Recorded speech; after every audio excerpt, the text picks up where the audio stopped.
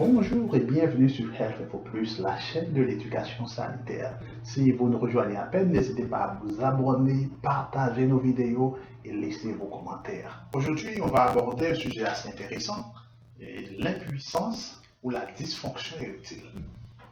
Ce problème représente encore un sujet tabou pour certains et l'homme qui en souffre a parfois tendance à le fuir au lieu de l'aborder convenablement. Maintenant, que faire en cas d'une dysfonction érectile? Existe-t-il des traitements appropriés? Ce sont toutes ces questions qu'on aura à répondre dans cette vidéo. Alors restez branchés et on se retrouve après la pause.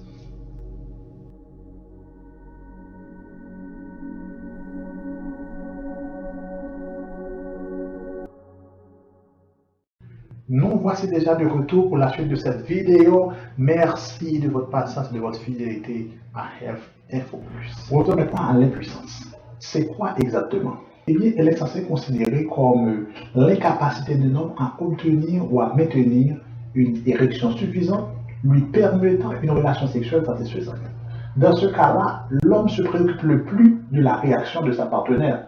Cependant, chaque fois qu'on est en présence d'une impuissance ou d'une dysfonction érectile, il faut l'aborder d'un point de vue global, parce que une dysfonction érectile répétée, par exemple chez un homme de plus de 50 ans, peut être annonciateur de problèmes majeurs de santé, par exemple comme un problème cardiaque, un diabète mal contrôlé, etc., etc.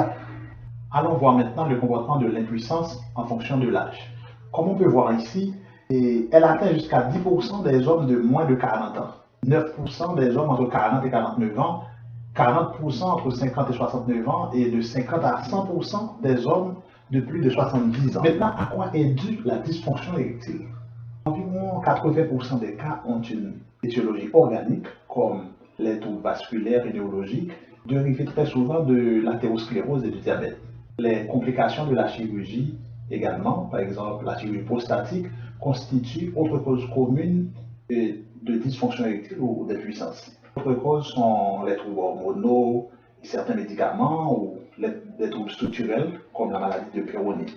Il existe également des causes psychologiques et liées très souvent à l'anxiété, le stress, le trouble d'humeur comme la dépression, etc. Plus de conseils, n'hésitez jamais à consulter un médecin en cas de dysfonction érectile parce que la plupart des hommes traités parviennent à retrouver une sexualité satisfaisante.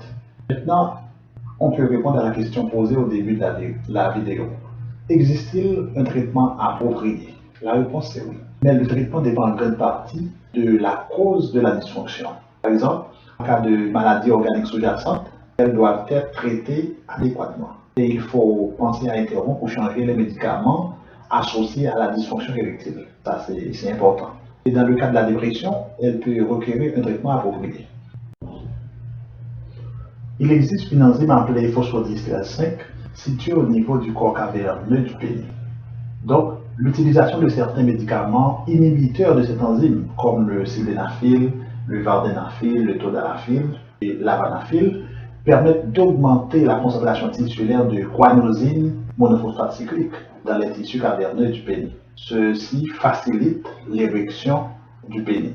À noter que la prise médicamenteuse doit s'accompagner d'une stimulation sexuelle et qu'il existe un délai et une durée appropriée.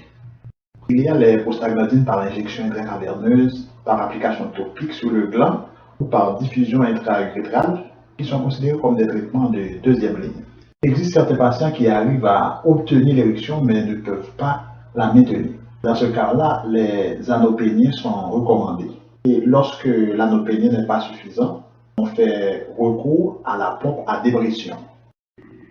Et finalement, il existe les prothèses péniennes qui peuvent être gonflables ou malléables et sont considérées comme un traitement de troisième ligne. C'est surtout pour les non-répondeurs. Merci d'avoir regardé la vidéo. On se retrouve une prochaine fois pour une autre vidéo.